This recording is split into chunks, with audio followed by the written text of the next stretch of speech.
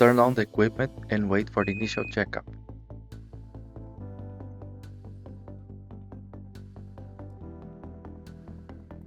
Select the syringe brand. In this case, it's a Samtronic of 60 ml. Confirm it. Next, we can see all the programming modes available. In this video, we will use the most common one, which is rate and volume. We select it and confirm. Then we select the type of patient, adult.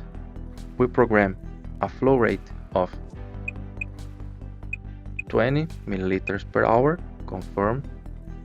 Volume of 60 ml, confirm again. We can select between enteral or parenteral infusion. Let's select parenteral and confirm. The equipment shows a message indicating the direction of the infusion and suggesting the correct installation of the syringe. The pump has an optional extension purge function.